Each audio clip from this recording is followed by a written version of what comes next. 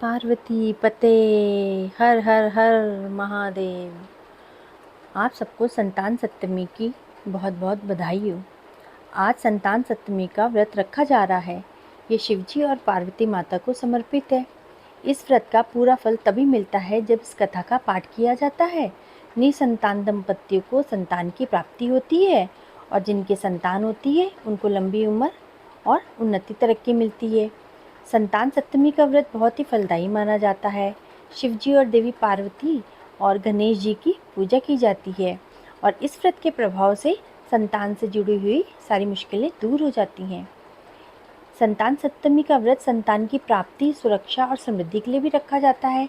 यह व्रत हर साल भाद्रपद महीने की शुक्ल पक्ष की सप्तमी तिथि को किया जाता है और आज 30 अगस्त को यह व्रत मनाया जा रहा है।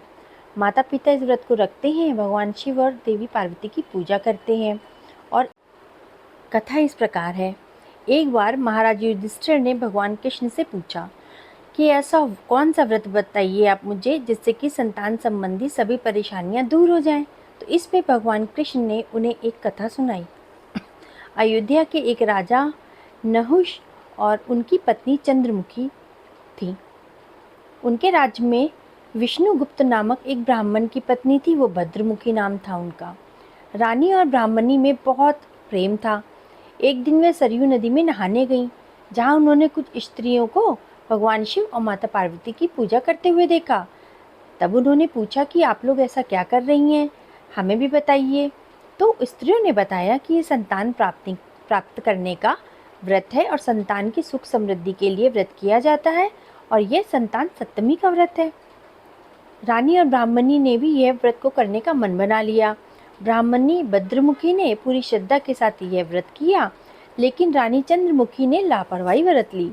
कभी भी यह व्रत किया और कभी छोड़ दिया। और जब दोनों की मृत्यु हो गई तो रानी ने अगले जन्म में बंदरिया का रूप ले लिया और ब्राह्मणी ने मुर्गी का। मुर्गी बनी ब्राह्मणी अपने पिछले जन्म के व्रत को नहीं भूली और लगातार भगवान शिव की आराधना करती रही, जबकि बंदरिया बनी रानी सब कुछ भूल गई। और इसके बाद दोनों ने फिर से मनुष्य योनि में जन्म लिया। ब्राह्मणी एक ब्राह्मण के घर भूषण देवी नाम की कन्या के रूप में जन्मी और उसका विवाह एक ब्राह्मण से हुआ। अपने व्रत के पुण्य से उसे 8 सुंदर गुणी स्वस्थ पुत्रों की प्राप्ति हुई। दूसरी ओर रानी को शिवजी की पूजा न करने के कारण संतान नहीं मिली और वह दुखी रहने लग गई। और जब वह बहुत बूढ़ी हो गई तो उन्हें एक गूंगा, बहरा और कमजोर पुत्र प्राप्त हुआ और 9 साल की उम्र में ही वो समाप्त हो गया। रानी बहुत दुखी थी। एक दिन भूषण देवी अपने 8 बेटों के साथ रानी से मिलने गई तो रानी ने भूषण देवी की खुशी और उसके 8 पुत्रों को देख के मन में ईर्ष्या महसूस करी और उसने उन बच्चों को विष मिलाया हुआ लड्डू खिला दिया। लेकिन भगवान शिव की कृपा से उन्हें कुछ नहीं हुआ। हर हर महादेव। यह देख के रानी हैरान हो गई। उसने भूषण देवी से इसका रहस्य पूछा। तब भूषण देवी ने बताया कि उसने पिछले 2 जन्मों की कहानी और संतान प्राप्ति, संतान सप्तमी व्रत का महत्व बताया। यह सुन के रानी को अपनी गलती का एहसास हुआ और वो रोने लगी। उसने भूषण देवी से माफ़ी मांगी और उसी दिन से सच्चे मन से संतान सप्तमी व्रत करना शुरू कर दिया। इस व्रत के प्रभाव से रानी को भी संतान सुख की प्राप्ति हुई और वह सारे सुखों का भोग करती हुई शिवलोक को चली गई।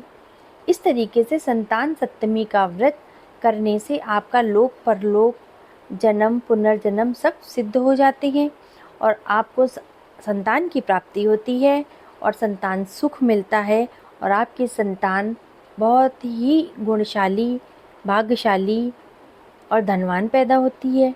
इस तरीके से शिव जी और माता पार्वती की पूजा करने से, गणेश जी की पूजा करने से आपको सारे फल प्राप्त होंगे। तो आप लोगों को सबको संतान सप्तमी व्रत की बहुत बहुत बधाई। पार्वती पते हर हर हर महादेव।